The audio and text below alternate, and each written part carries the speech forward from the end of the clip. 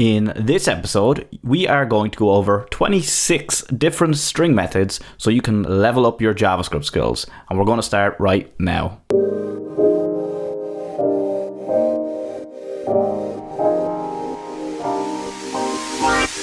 We have an absolute ton of string methods to get through, so let's just jump straight in. The first method we're going to look at is the charAt. The charAt returns a character at the specified index. So this is pretty simple. Let's give you a quick example so you can see it in action. So if we have a string of hello world, we can say .charAt and pass it an index to look for a letter or a character. So as you can see here, it is giving us the L here because at index 2 we have the L, and if we remove any value, it defaults to 0. So if we pass in 0, we get the same. Let's comment this out and move on to the next one in our list, which is the charCodeAt. So charCodeAt is very similar to charAt. The difference is it returns the Unicode at that character. So again, it's very simple. Let's do the same kind of example again. So we'll say hello world dot charCodeAt 2, and we get 108 for the L, or if we're looking for the 0, or we get 72 for the uppercase H. Let's comment this one out and move on to the next one. The next one is concat, and concat joins two or more strings and returns a new string with all of the concatenated strings. It, again, like all of these, pretty simple. So let's start with a simple hello, and we'll give it a space just so it looks okay when we do the concatenation of the world. So we'll say concat, and we're going to pass this in world. And as you can see, this evaluates to hello world. But we can also say add more things into this. So, and we'll say and other planets maybe.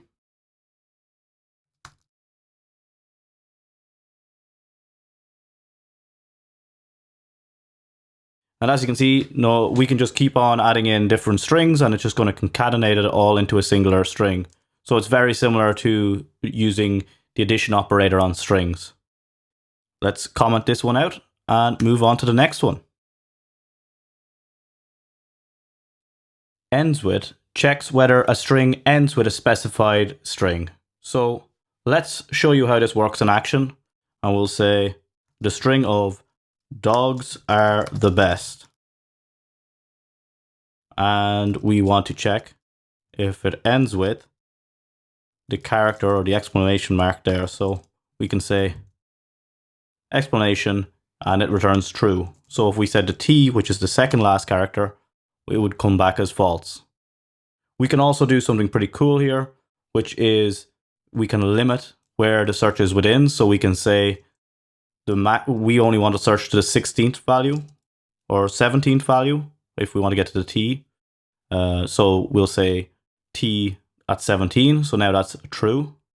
Or if we want to put a whole phrase in here, we could say best. And dogs are the best. And if I remove the limit, it will break because it doesn't end totally with that value. So, well, not break, it returns false. So let's comment this one out and move on to the next one. fromCharCode converts Unicode values into human readable text. So fromCharCode is one of the few static methods available on a string object.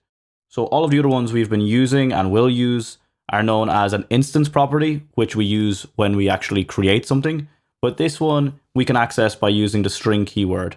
So we'll say string dot fromCharCode, and we pass this in the Unicode that we want to change or have a look at. So if we pass it at 101, we get an E. If we pass it something else like 73, we get an I or an uppercase I. So it's very useful if we have some Unicode values and we want to see it in human readable terms.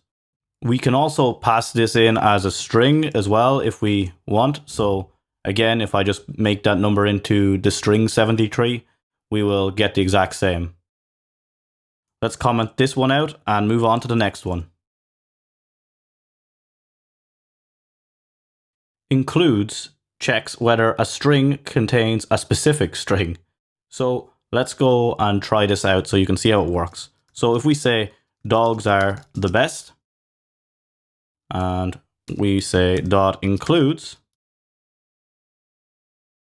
dogs, we will see true because dogs is in that string. And we can also say anything at all, are a, because a is in R. But if we use something like X, it'll return false because it's not in that phrase. We can also use a second optional parameter here to indicate where we want this string to start the search at. So if we say 1 here and put back in the original dogs, we will actually get false. And that's because our search now is starting from here. And because of that, we will only see the OGS part of dogs. Let's comment it out and go on to the next one. IndexOf returns the position of the first found occurrence of a specified value in a string. So let's see, this makes a lot more sense if we actually test it out. So like all the other ones, we're going to quickly write a little string. So we'll say test 1, 2, test.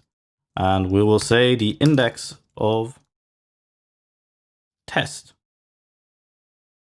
And it starts at 0 there because, as you can see, the very first character or the first phrase we see there is test. So if we look for 1, it will go to 1, or it'll say the first index value of 1, which is 5. We can also pass in a second optional parameter here to start the search at a further index. So in this instance, let's say we didn't want to count the first test. We could actually put in 1 here and put back in test, and it will skip the first test because test isn't in est, and then it will go and find the second test, which is here, which is pretty cool. And again, if I added in another test, it would just ignore that one as well. So let's comment this one out and move on to the lastIndexOf. And the lastIndexOf is very similar to indexOf, except, and you can kind of probably guess by the name, it finds the last index of a given value. So let's have a look at that again. So if we say test, I'll say lowercase, so we have a couple of cases here. 1, 2, test. And we say last index of, and pass it in test. We will get 13. And very similar to the index of, we have a limit we can put on the last index of. So if we say 12 here, it'll actually skip because the limit has been put to the index of 12, and it will start from the index 12 backwards to look for the last index of the test string. So this time it will return 0. Let's comment this one out and move on to the next one. The match method retrieves the result of a matching string against a regular expression. So this is a pretty useful one, a very powerful one I find in interviews a lot. So let's show you how this one works. So we are going to create a string saying this is the best. And we'll say uppercase best. And we're going to say dot match and pass this a regex or a regular expression. And we'll say uppercase A to Z characters. And we'll pass it in the global there so we get all instances of it. And you can see that we have all of the uppercase characters pulled out in a nice array there. If I don't use the global, what we'll do is will give me back the first instance with a little bit more detail. So as you can see here, we get the T with the index it is discovered, and the input, which is the whole string, and a groups, which is undefined in this case. If you want to do a match against a string, you can also do that. And we could just delete this and say, find the in this sentence, and it will give us the index value and where, and a lot more details, as you can see there on the right. So let's comment this one out and move on to matchAll. MatchAll is kind of like match on steroids because it returns that iterator that we had seen with all the detailed values for all of the instances we can find. So we can use a string or a regex here to find all instances. So let's first go, this is the best again, dot match all. Let's pass in, we'll say all the e's here, and we'll get back our iterators. And just so we can actually see each of the iterators in this, I'm going to loop over it and say dot for each. And for each element, we want to console.log the element. And now we can have a better look at inside of these iterators. So I want to actually show you this match all. This is probably a bad example of this. So I'm going to say lowercase best here. And now we have two instances with the same looking for the e's, and we have the index and the original string. So this is again like a very detailed view of each match that we found. We can also use a global regex here. So we could say a regex looking for e's, but it needs to be a global search. So that's why you need this G character after your regex. So if we are looking for all of the A to Z characters that are uppercase, we're only going to get this time. Or if we put this back up to the uppercase, we will get all of the instances there. So this is very similar to match, except we get all of the instances of the match. Let's comment this one out and move on to the next one.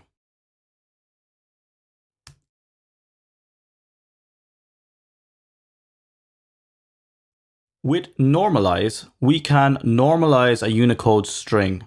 And what does that mean? Basically, it means that we can take a long string of Unicode values and make it into a human readable string. So if we took something like this, we can then call normalize on it. And we can see that that was actually the Unicode for Kodu. And there was no way we would figure that out by looking at it, I guess. Or at least I haven't learned off all the Unicode values for each letter, especially with symbols. So that is how you would go about normalizing the strings or a Unicode string into an actual English, or in my case, Irish looking character set. Let's comment this one out and move on to the next one. The next one is padEnd, and with padEnd, we can add padding to the end of a string. So this might seem a bit useless at a glance, but there is plenty of cases with CLI tools and other things like that where you might want to actually have a specific amount of characters in a string, and you might want to just pad it out to make sure your string is of that length. So let's give you an example of that. So if we say hello and we go .padEnd, and we want to padEnd up to 10 characters. So we want to make sure that it's at least 10 characters in that string. And now, as you can see, we've got empty space in our string up to 10 characters. We can also give this a second optional parameter of a string we want to pad it with. So say if we say star, we'll get 5 stars to fill up the 5 remaining characters to make up for that length of 10. Let's comment this one out and move on to the next one. padStart is very similar to padEnd, and I bet you can guess it adds padding to the start of a string. So let's do the hello again, and we will say padStart And we'll again want 10 characters. So now you can see we have 10 characters. And if we want to fill it out again with a character of types, we can say star, we could say dot, whatever you need to fill it out with. Let's comment this one out and move on to the next one. Repeat takes a number as an argument and repeats the string as many times as specified. So if we say a string of codo and we say dot repeat and pass it in 4, we will get 4 instances of codo. And if we say 1, we'll just get the singular. If we pass in no value, it will actually just give us an empty string back. So it's important to remember, if you're using repeat, to always make sure there is a value that is positive here, or else we'll just get our empty strings. Let's comment this one out and move on to the next one. Replace searches a string for a specified value or a regular expression and returns a new string where the specified values are replaced. We can replace these values with a string or pass in a function to operate on a match. We're just going to look with passing in a string to replace things here, just to keep this video a little bit shorter. Let's try a string here and we'll say cat, cat, cat, pigeon, and we will say replace. And we can say replace cat with dog. And now you can see it will replace the first instance of cat. So we will say dog, cat, cat, pigeon. I think I forgot a cat there, but you know what I mean. We can then use this to replace all the instances of cat if we made a global regex to do this. So if we make a singular regex, we would say the exact same thing. But if I make this a global, we will replace all instances of the cats with dogs. Let's comment this one out and move on to the next one, which is replaceAll. ReplaceAll is very similar to replace, except it will replace all instances of a string, even if we pass it in just a string. The only difference here is we have to pass it a global regex when we're using regexes. So let's do something similar to the last one, and we'll say cat, cat, cat, and bird. I think we had pigeon last, but we'll say bird. And we'll say replace all and pass it in a cat that we want to replace. And then we will say dog again. So we have dog, dog, dog, bird. Excellent. And if we want to again add a regex here, you'll see it throws an error if we don't have a global regex. So if we just add a G for global there, we will be okay again, and it will do exactly the same thing as in the replace. So let's comment out this one and move on to the next one. Search searches a string for a specified value or regular expression and returns the position of the match. So let's have a look again, and sticking to the theme I've been doing for the last couple of examples, I'm going to say cat, dog, cat. And let's .search for the dog. And we get the index value where dog starts. So if we replace this with cat, we will get the first instance of cat, which is 0. We can also use a regex here. So let's say cat. And as you can see, even with a global instance here, we only get a singular value back. So we'll get the first instance of cat, which is at 0. Let's comment this one out and move on to the next one. Slice extracts a part of a string and returns a new string. So let's work on this by making a slightly longer string. So we'll say, this is a string I want to slice. And we can say slice, And if we pass it no value, it'll just give us back the entire string. But if we indicate at where we want it to cut from, we can say at 4. We'll see we're getting from after this.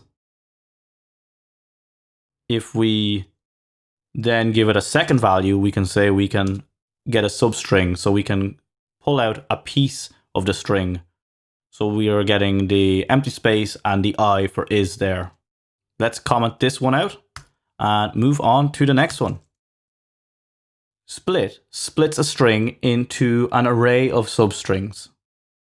So let's again create a slightly longer one here so we can see this. And we'll say, hello, darkness, my old friend. And we can say dot split.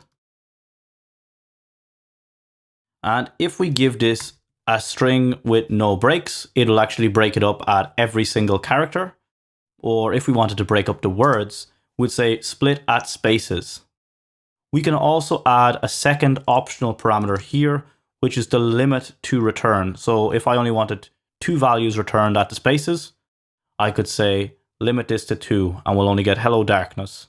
So let's comment this one out and move on to the next one. StartsWith checks whether a string begins with a specified character and returns a boolean. So if we say hello dot startsWith and give this a H, we will get true. If we said E, we wouldn't get it. But again, we can pass in where we want this to start. So we can say 1 if we want to start a search from the first index, which is where the E is at, and then we could get true. But if we then put back in our H, it is no longer in what we're searching, so it'll return false. Let's comment this one out and move on to the next. Substring extracts the characters from a string between 2 specified indices. If we say hello again, and we say dot substring, we can pass in 2 indices to pull out the values between those indices. So 1 to 3 is L. So if we put this to 0, we would get the HEL. And if we put this down at all, we will get back the entire substring from that value. So we could say 2, and it will return up to the end of the string. But we have that second value where we can limit it to get that substring if we need to. Let's comment this one out and move on to the next one. toLowerCase just lowercases all the values in a string. So this is a pretty commonly used one, the same as with the next one, toUpperCase. And we'll say hello world with uppercase starting letters, or even we'll just make it more extreme. If I could spell world a second time, and we can say toLowerCase. We can call that function. And as you can see, it returns the same text, just all in lowercase. Let's comment this one out and move on to the next one. toUpperCase does the opposite of toLowerCase, as it's named. And it takes a lowercase string, or all the lowercase characters, and returns them as uppercase. So we can say toUpperCase, and it will return everything in an uppercase. So let's comment this one out and move on to the next one. Trim removes the white space around a string. And what does that mean? Well, let's create a string with some white space. And we'll say hello and add some white space, and we can say dot trim. And as you can see, all of the white space or the spaces are trimmed from hello. Let's comment this one out and move on to the next one. trimEnd is very similar to trim, except it only works off the end of a string. So if we say, very similar to our last one, hello, with some spaces around it, and we say dot trimEnd,